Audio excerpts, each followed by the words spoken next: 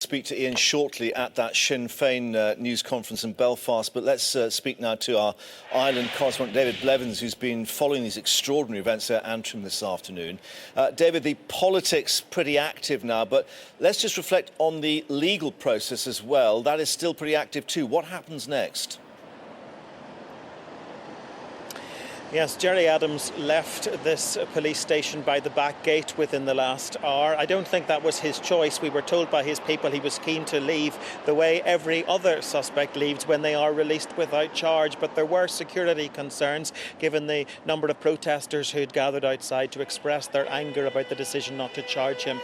Police had decided instead that they would send a file to the Public Prosecution Service here, and it is they who must now decide if there is any case for the 65-year-old Sinn Féin leader to answer. Now, interestingly, the director of the Public Prosecution Service here in Northern Ireland is a man called Barra McGrory. He used to be Gerry Adams' solicitor. So this evening he has decided that it is his deputy who must now consider the file that has come from the Police Service of Northern Ireland and decide whether or not there is a charge to be brought at some stage against Gerry Adams. And how long could that process be? We assume that might actually be after these European elections, which of course has been such a difficult political backdrop to all this.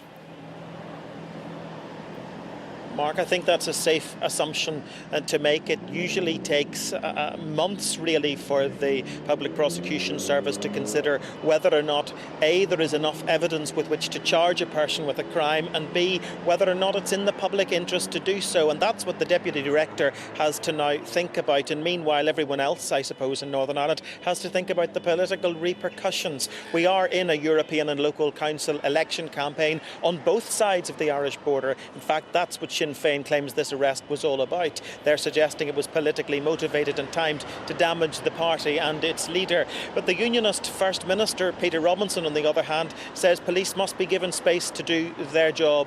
And he suggested in a very hard-hitting statement earlier today that people may in fact conclude that police had given in to bully boy tactics and threats from Republicans if they didn't charge Mr. Adams. But they've chosen not to do that at this stage. Indeed, what's your assessment of the political damage that's been done by the activity or the events of the past 4 or 5 days?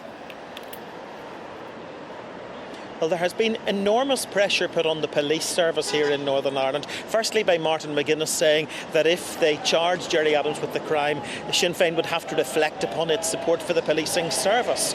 But when you bear in mind that it was Sinn Féin's support for that new policing arrangement that resulted in Unionists agreeing to share power with them in devolved government, you could see how quickly the whole political settlement at Stormont could unravel. Certainly, we've had very heated exchanges. We've seen how it's virtually impossible to separate the judicial process from the political process here, and I think it's going to be an uphill challenge, uphill struggle for the Democratic Unionist Party leader Peter Robinson, who leads the devolved government at Stormont, and his power-sharing partner Martin McGuinness of Sinn Féin to find a way forward and resolve some of the outstanding issues like flags, parades, and how to deal with the difficult issues of the past. David, thank you very much indeed for that. And of course, just to remind people that we are expecting the news conference with Sinn Féin fairly shortly. That's the scene with the photographers and the reporters gathering. Gerry Adams expected to speak. They will be bringing that to you live. But let's reflect on the former Northern Ireland Secretary, Peter Hain, when he was in power with Labour, of course, earlier telling Sky News about the significance of Gerry Adams' role in Northern Ireland's recent history in the peace process. Well, Gerry Adams was absolutely crucial in bringing the peace and stability which we've seen in Northern Ireland, locked in after the devolution of power with old enemies, initially Ian Paisley and Martin McGuinness, now Peter Robinson and Martin McGuinness sharing power. If it had not been for Adams's leadership, whatever his role in the past, we would not be where we are now. Northern Ireland light years away from the terror, the bombings, the killings, the awful, awful murders, the grisly, grisly terror of that time in which Jean McConville, a mother of a number of children, was so terribly abducted and brutally killed. So Adams was absolutely crucial to that. When I was negotiating with him and my predecessors as Secretary of State, Tony Blair alongside, we knew that if Adams hadn't chosen this course with Martin McGuinness, we would not have been able to rescue Northern Ireland from the awful history of the past and the Troubles.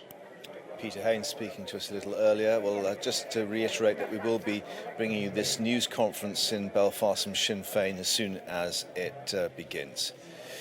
But let's bring you the latest now in Ukraine, and the city that was the